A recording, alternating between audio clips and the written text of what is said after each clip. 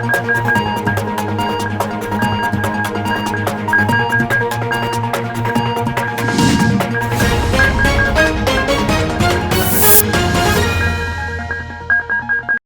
विकिटी Shri Hari jubilee hills election पर BRS लीडरों के इल्जामात पर।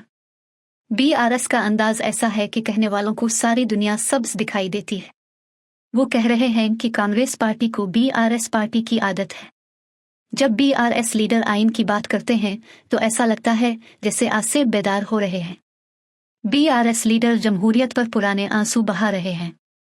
जब बीआरएस पार्टी के कायदीन 10 साल तक इक़्तिदार में रहे तो जमहूरियत तबाह हो गई। माजी में बोलने के हक के बगैर बोलें तो गैर कानूनी गिरफ्तारियां की गई।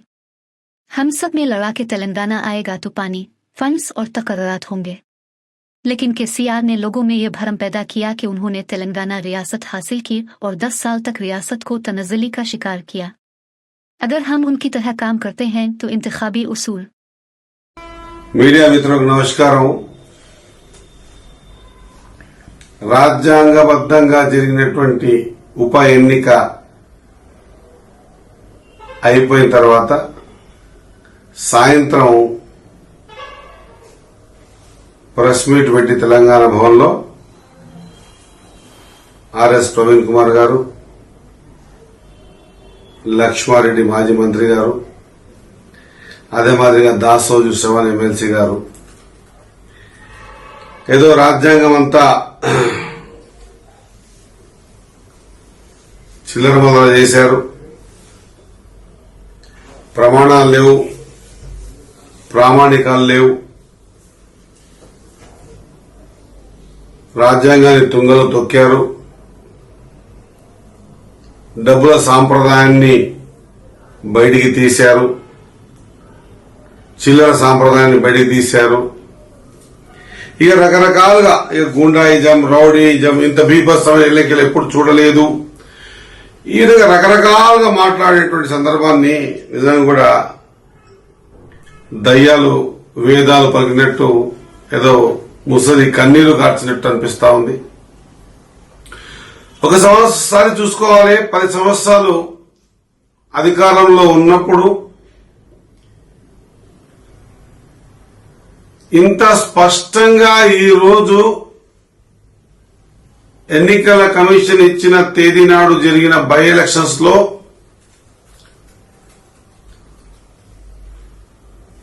ప్రజల తీర్పు బీఆర్ఎస్ కి అనుకూలంగా లేదని తెలుసుకున్న తర్వాత ప్రజాప్రభుత్వం కాంగ్రెస్ పక్షాన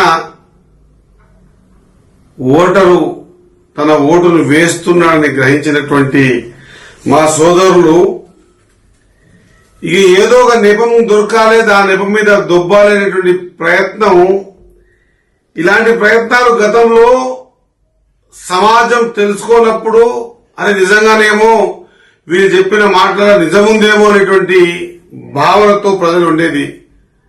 సోదరులారా, ఒక్కసారి ఆలోచన చెయ్యాలి. నేను కూడా రాజకీయాల్లో 32 సంవత్సరాల నుంచి ఉన్నా. సకల జనుల సమ్మె జరిగినప్పుడు మక్తల్ నియోజకవర్గంలో ప్రధాన భూమిక నేను నిర్వహించి అందరినీ కలుపుకొని తెలంగాణ రాష్ట్రం సిద్ధించే ప్రక్రియలో పెద్ద పాత్ర వహించిన, తెలంగాణ వచ్చిన నీళ్లు, నిధులు, నియామకాల మీద వస్తుందన్నటువంటి సందర్భంలో ఇప్పుడే మా ఇంటికి ఉద్యోగం వస్తుంది, ఇప్పుడే మా శ్రేణులకు నీళ్లు వస్తాయి అనేటువంటి ఆశతో ముందుకు పోయిన సందర్భంలో తెలంగాణ తెచ్చింది టీఆర్ఎస్, కేసీఆర్ గారిని ఒక భ్రమ కలిగించి 10 సంవత్సరాలు రాష్ట్రాన్ని అధోగతి పాలు చేయడం ఒక్కటే కాకుండా ఆ రోజు కూడా నేను ఎంపీటీసీగా తర్వాత జెడ్పీ ఫ్లో లీడర్ గా పనిచేసే సందర్భంలో ఎంత అరాచకం అంటే నోరు తెలిసి మాట్లాడే పరిస్థితి కూడా లేకుంటుండే, ఇంట్లోకి బయట కాలు పెట్టే పరిస్థితి లేకుంటుండే, రోడ్డు మీద ధర్నాకు కూర్చునే పరిస్థితి లేకుంటుండే, ఎలక్షన్ బూతుల కాడికి పోయి తొంగి చూసే పరిస్థితి లేకుంటుండే, ఓటేసే పరిస్థితి కూడా లేకుండే. ఇవన్నీ చేసి అలవాటు పడ్డ మీకు ఏదో సామెత పచ్చ కామర్లోనికి లోకమంతా పచ్చగానే అనిపిస్తుంది అన్నట్టు అదే పరిస్థితి ఇప్పుడు కాంగ్రెస్ వాళ్ళు చేస్తున్నారని భ్రమలో ఉంటున్నటువంటి మీకు ఒక చిన్న సూచన తెలియజేస్తా. ఒకవేళ నిజంగా కూడా మీరనుకున్నట్టు అరాచకం జరిగింది, దొంగ ఓట్లు వేసిండ్రు, మొత్తం ఒక్క సైడ్ గుద్దుకున్నారు అనేటువంటి భావన మీకుంటే అది సరాసరి తప్పు అంటున్నా. ఒకవేళ వేసేది పరిస్థితి ఉంటే ఈ రోజు 50% మించిపోకుండా ఎలక్షన్ జరగలే, ఓటింగ్ ప్రక్రియ జరగలే. ఈ ఎలక్షన్ లో కూడా ఏ ప్రయత్నాలు చేశారో బీఆర్ఎస్ పార్టీ వాళ్ళు అందరూ కూడా చాలా మటుకు మేము ఆ జూబ్లీస్ బయట ఉండి మేము ఆలోచన చేస్తూ మాకు ఫోన్లలో పంపించారు. ఒకవేళ నిజంగా కూడా అరాచకం చేసింది ఉంటే, నిజంగా కూడా అరెస్ట్ చేసి బూదు మాటలు తిట్టి ఏమో మాట్లాడి దొబ్బి తోసేసి టేబుల్ దొబ్బే స్థితిగతులే ఉంటే ఈరోజు నాకు ఫోటోలు పంపించారు కొన్ని, మీకు మీడియాకు చూపిస్తా. ఈ ఫోటోలలో స్పష్టంగా పెద్దలు ఎల్బీ నగర్ ఎమ్మెల్యే దేవిరెడ్డి సుదర్శన్ రెడ్డి గారు, ఎర్రబల్లి దయాకర్ గారు దాదాపు నాకు తెలిసి అర్ధగంట 45 నిమిషాలు స్కూటీపై తిరిగారు.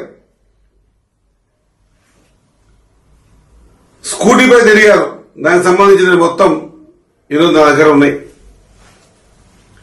నిజంగా అరాచకమే జరిగి ఉంటే వీరిద్దరి మీద కేసేసి వీరిద్దరు లోపల పెట్టే పరిస్థితి. ఒకవేళ వాళ్ళని మీరు ఫోన్ చేసి అడగండి, నిజంగా ఈ రోజు ఆ జూబ్లీ హిల్స్ లో తిరిగారా లేదో సమయంతో పాటు మొత్తం మీకు ఫార్వర్డ్ చేస్తా. సోదరులారా చెక్ చేసుకోండి. మీరు అనుకున్నట్టు మీరు చేసినట్టు కాంగ్రెస్ పార్టీ వాళ్ళు కూడా చేసేంద్రేమో అని అనుకుని భ్రమలో ఉండడం తప్పది. అట్లా జరగలేదు. రాజ్యాంగాన్ని నమ్మిన వ్యక్తులం కాబట్టి 100% ప్రజల అభీష్టం మేరకు ప్రజలు స్వేచ్ఛగా ఓటు వేసుకునే విధంగా ఈ రోజు పరిస్థితుల్ని ఎలక్షన్ కమిషన్ ద్వారా పోలీస్ డిపార్ట్మెంట్ పరిధిలో ఈరోజు కార్యక్రమాలు తీసుకున్నారు. ఎలక్షన్ కమిషన్ ఈ ఎలక్షన్ సజావుగా జరిగిందని చెప్పే పరిస్థితి ఉన్న ఈ సందర్భంలో ఈ విధంగా అవాకులు చెవాకులు ఓడిపోతున్నామనేటువంటి భయంతో భ్రమతో ఇక తెలంగాణ ప్రజలు గతంలో 2023 డిసెంబర్లో ఇంటికి పంపించింది. తర్వాత పార్లమెంట్ లో డిపాజిట్ రాకుండా చేసింది. ఈ బై ఎలక్షన్స్ లో మొన్న కంటోన్మెంట్ లో ఇంటికి పంపించింది. ఇప్పుడు ఇది కూడా పంపిస్తే ప్రజలు ఎక్కడ నమ్మలేమో మమ్మల్ని అనేటువంటి ఒక అభద్రతా భావంతో మాట్లాడుతున్న మాటలు తప్ప ఎక్కడ కూడా ఈ మాటలలో పసలేదు. ఇది నేను చెప్పాల్సిన అవసరం లేదు. మీ వీడియోస్ రేపు పొద్దుగాల ప్రజలు వింటే వాళ్లే. At the same time A Jubilee ప్రజలైతే మీకు 3 సార్లు ఓటేసి బీఆర్ఎస్ కి అధికారం ఇచ్చినటువంటి ప్రజలే ఈ రోజు ఆశ్చర్యపోతా ఉన్నారు. అన్నా ఈ విధంగా రాసిండ్రేదన్నా అని. కాబట్టి కొద్దిగా మనం మాట్లాడేటప్పుడు గతంలో మనం కూడా ఏం చేసినాం, మనం చేసిందని వీళ్ళు చేస్తున్నారేమో అట్లా అని చెప్పి వాళ్ళు అనేద్దాం అనేటువంటి మాటలో ఉంటే ప్రజలు నవ్వుకుంటారు. ఒకసారి ఆలోచన చేయాలి. ఖచ్చితంగా 20 ఫిర్యాదులు ఇచ్చినాం, 30 ఫిర్యాదులు ఇచ్చినాం. ఒక డెలికేటెడ్ బూత్ ఉంటే దానికన్నా ఏదో పెట్టాలి ఫోర్సు. తెలంగాణ 9 సంవత్సరాలల్లా ఇందిరా పార్క్ దగ్గర ధర్నా కూడా చేసుకోవడానికి అవకాశం ఇవ్వని మీరు, ఇందిరా పార్క్ ధర్నా చౌకని ఎత్తేసిన మీరు, స్వేచ్ఛంగా మాట్లాడడానికి కూడా అవకాశం ఇవ్వని మీరు, మాట్లాడితే పోలీసులు హౌస్ అరెస్ట్ చేసినట్టు మీరు, మక్తల్లో మారుమూల నియోజకవర్గమైన మక్తల్లో నా పైన కూడా 22-23 కేసులున్నాయి. నాకు దాదాపు 60 నుంచి 70 సార్లు హౌస్ అరెస్ట్ చేశారు. ఆ స్వేచ్ఛ లేని పరిస్థితిని చూసి ఈ రోజు ప్రజలందరూ కూడా స్వేచ్ఛతో తిరుగుతా ఉన్నారు. ఈ ప్రభుత్వం ప్రజాప్రభుత్వం ఎవరి మీద కూడా చర్యలు తీసుకోవాలా లేదా మాకు ఇట్లా చేశారు కాబట్టి టిట్ ఫర్ టాట్ గా చేయాలనే ఈ మధ్య కొత్త షోక్ అయిపోయింది. ముఖ్యమంత్రుల్ని ఎట్టబడితే ఇట్లా మాట్లాడితే, మంత్రుల్ని ఎట్టబడితే ఇట్లా మాట్లాడితే ఏదో హైప్ క్రియేట్ అవుతుంది. మా వార్తలు చదువుతారు, పేపర్లలో పెద్ద పెద్దగా రాస్తారు, మీడియాలల్లా సోషల్ మీడియాలల్లా మీరు పెంచి పోషిస్తున్న పింక్ మీడియాలల్లా పెద్దగా చూపిస్తారు. అదే చూపించి ప్రజలు నమ్మిస్తామనేటువంటి భ్రమలో ఉంటే ఆ భ్రమ తొలగిపోయింది. ఆ భ్రమ 2023 డిసెంబర్లో తొలగిపోయింది కాబట్టి రిజల్ట్ కాంగ్రెస్ పార్టీకి ఇచ్చారు. ఆ తర్వాత జరిగిన పార్లమెంట్ ఎలక్షన్ తొలగిపోయింది కాబట్టి డిపాజిట్ లేకుండా చేశారు. ఆ తర్వాత జరిగిన బై ఎలక్షన్స్ లో అది కంటోన్మెంట్ కావచ్చు, రేపు రాబోయే రిజల్ట్ జూబ్లీ రిజల్ట్ కావచ్చు, దీంట్లో కూడా ప్రజలు ఇంటికి పంపిస్తా ఉన్నారు. నేనేమంటున్నా అంటే మాట చాతుర్యం నాకు లేకుండొచ్చు, చాతుర్యంగా మాట్లాడేది తమ్మిని బమ్మిని తమ్మి చేసేటువంటి విద్య నాకు రాకుండొచ్చు. కానీ నిజం మాట్లాడాలనుకుంటే ఒక్కసారి గతంలో తొంగి చూస్తే నేను కూడా 25-30 ఏళ్ళకి 32 ఏళ్ళకి రాజకీయాలలో ఉన్నా. గత 9 సంవత్సరాలుగా నా మీద జరిగినటువంటి హౌస్ అరెస్టులు లేదా నా మీద జరిగినటువంటి మన పోలీస్ స్టేషన్ లో కూర్చోబెట్టే విధానాలు చూస్తే నేను ఆశ్చర్యపోయినా. ఈ విధంగా కూడా ఉంటుందా, తెలంగాణ తెచ్చుకున్నది మేము ఎందుకు అనేటువంటి సందర్భం చూశాం. కాబట్టి సోదరులారా, ఈ విధంగా మీరు ఎన్ని మాట్లాడినా కూడా ప్రజలు ఈరోజు విశ్వసించే పరిస్థితుల్లో లేరు. ఈ రోజు ఓన్లీ క్లియర్ గా అర్థమవుతుంది ఏంటంటే ఓడిపోతున్నామనేటువంటి సంకేతాలు మీకు వచ్చాయి. కాబట్టి ఆ ఓటని జీర్ణించుకోలేక, ఆ ఓటమిని ఒప్పుకోలేక, ప్రజా తీర్పుని ఒప్పుకోలేక ఏదో బటకాల్సి మీ చేసి దీన్ని ఈ విధంగా సీఎం గారు కొందరు చేసిర్రు. అసలు డబ్బులు పెట్టి కొని ఓటుకు డబ్బులు ఇచ్చేటువంటి సంస్కృతి ఎవరి నుంచి వచ్చిందో ఒకసారి యావత్ తెలంగాణ ప్రజలకు తెలుసు అన్నమాట తెలియజేసుకుంటూ, ఒకవేళ లేదు ఇట్లా మాట్లాడడం వల్లనే రాజకీయాల్ని లైవ్ గా ఉండగలుగుతాం అనేటువంటి ఆలోచన మీకుంటే సరైన సమయంలో ప్రజలు సరైన బుద్ధి చెప్పారు, చెబుతారు కూడా అనేటువంటి మాట మరొకసారి గుర్తు చేస్తూ, నోరు అదుపు పెట్టుకొని మాట్లాడకపోతే సమాజం చూస్తా ఉన్నది. అంత అమాయకులు కాదు ప్రజలు. ఏది పడితే అది నందిని చేసి చూపిస్తే మేము చెప్పిందంతా వింటారు అనేటువంటి భ్రమలకించి దయచేసి బయటికి రావాల్సిందిగా తెలియజేసుకుంటూ, ఈ విధంగా వాడు ముఖ్యమంత్రి పడుకొని వీడు వాడు అనేటువంటి ఈ సంస్కృతి ఏ మెసేజ్ ఇస్తా ఉన్నాం రాబోయే తరాలకు? రాజకీయాల్లో విలువల కోసం వచ్చాం, ఎక్కడున్నాయి విలువలు?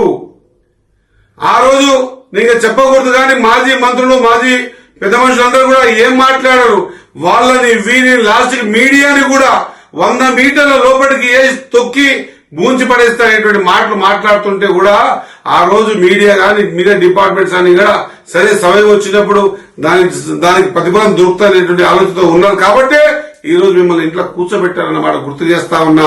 ఈ విధంగా ఓటమిని అంగీకరించలేక చేస్తున్నటువంటి ఈ వాదనంతా కూడా పసలేని వాద డిపార్ట్మెంట్ ని, ముఖ్యమంత్రులను, మంత్రులను, ఎమ్మెల్యేలను తిట్టడం వల్ల ఏదైనా మీకు సంతృప్తి చెందుతుంది అనుకుంటే అది మీ భ్రమ.